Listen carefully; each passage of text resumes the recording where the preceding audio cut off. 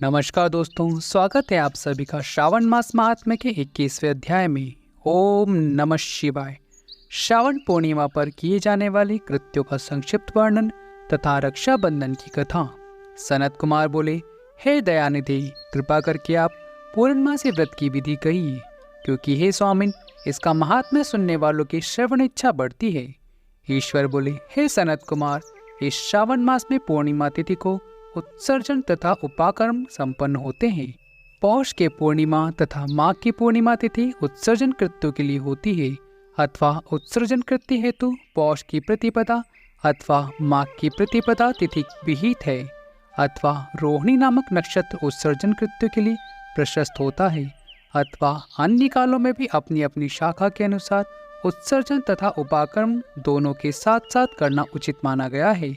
अतः श्रावण मास की पूर्णिमा को उत्सर्जन कृत्य प्रशस्त होता है।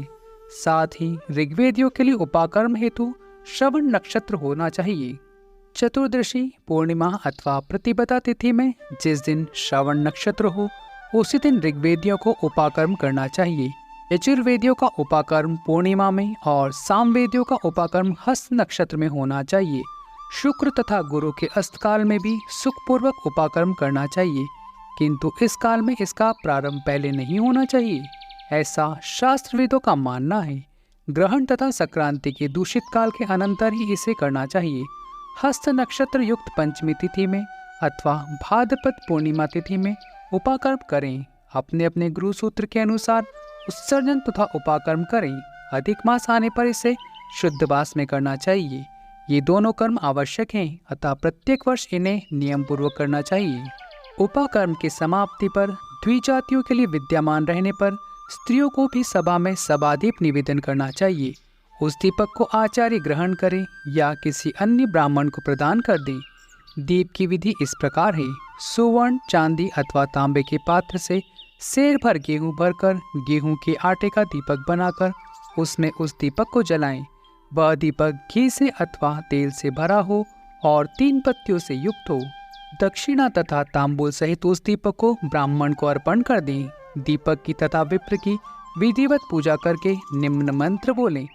स दक्षिणा तांबूल सभा दीपो युक्तम अर्पितो देवदेवस्य मम संतो मनोरथ। अर्थात दक्षिणा तथा तांबूल से युक्त यह उत्तम सभादीप मैंने देवदेव को निवेदित किया है। मेरे मनोरथ अपूर्ण हो। वह दीप प्रदान करने से पुत्र पौत्र आदि से युक्त कुल उज्ज्वलता को प्राप्त होता है और यश के साथ साथ निरंतर बढ़ता है। इसे करने वाली स्त्री दूसरे जन्म में देवांगनाओं के समान रूप प्राप्त करती है।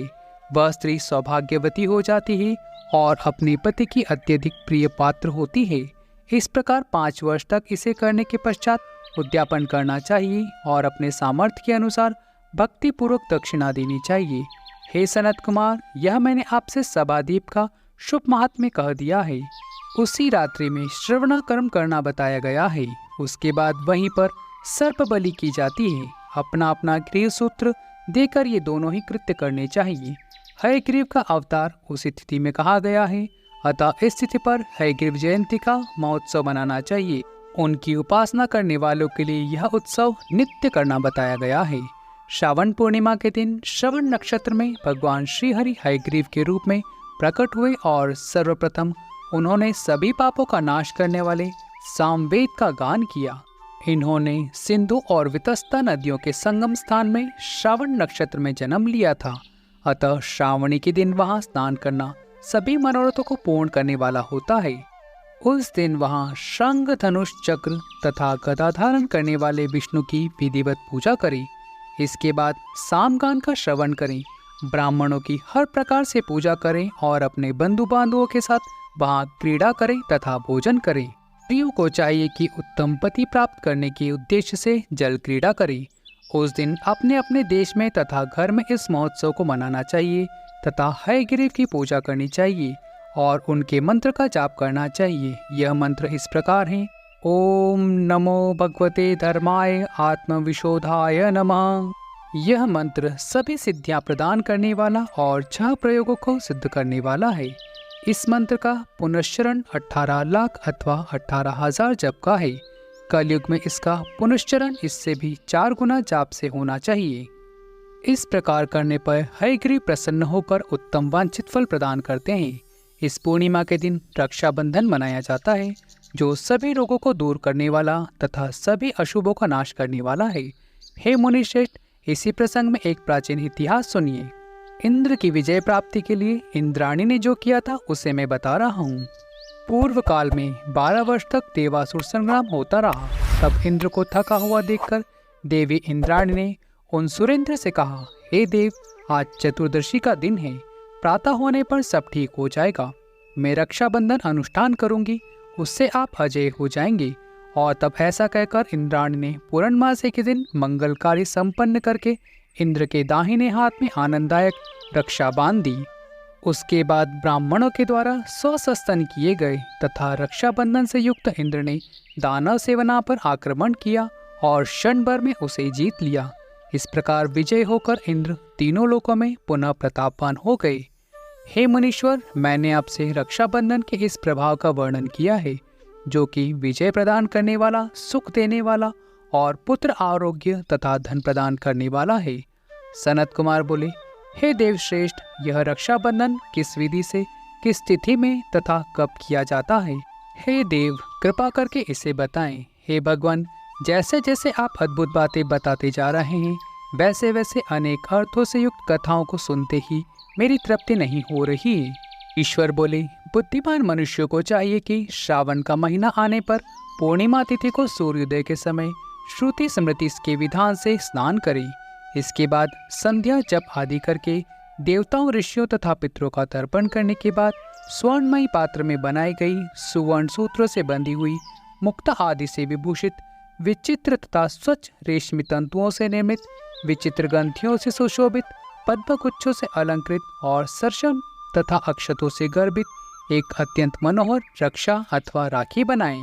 इसके बाद कलश स्थापन करके उसके ऊपर पूर्ण पात्र रखें और पुनः उस पर रक्षा को स्थापित कर दें।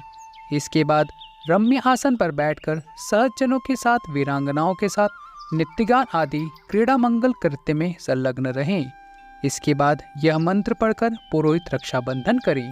येन बुद्धि बलि राजा दानवेंद्रो महाबला ते त्वा बंधुनाम रक्षे माचला माचला।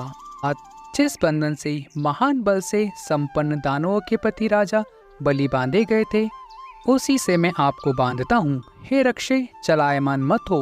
ब्राह्मणों, क्षत्रियों, वैश्यों, शूद्रों तथा अन्य मनुष्यों को चाहिए कि यत्नपूर्वक ब्राह्मणों की पूजा करके रक्षाबंधन करे। जो इस विधि से रक्षाबंधन करता है, वह सभी दोषों से रहित होकर वर्ष पर्यंत सुखी रहता है। विधान को जानने वाला जो मनुष्य शुद्ध श्रावण मास में इस रक्षाबंधन अनुष्ठान को करता है, वह पुत्रों, पौत्रों तथा सज्जनों के सहित 1 वर्ष भर पर्यंत अत्यंत सुख से रहता है। उत्तम व्रत करने वालों को चाहिए कि भद्रा में रक्षाबंधन न करें, क्योंकि भद्रा में बांधी गई रक्षा विपरीत फल देने वाली होती है। मित्रों, यहाँ 21वां अध्याय संपूर्ण होता है। इति श्री स्कंद पुराणे ईश्वर सनत कुमार संवाद श्रावण मास महात्म्य हयग्रीव जयंती रक्षाबंधन विधि कथन संपूर्ण। ओम नमः शिवाय। हर हर महादेव।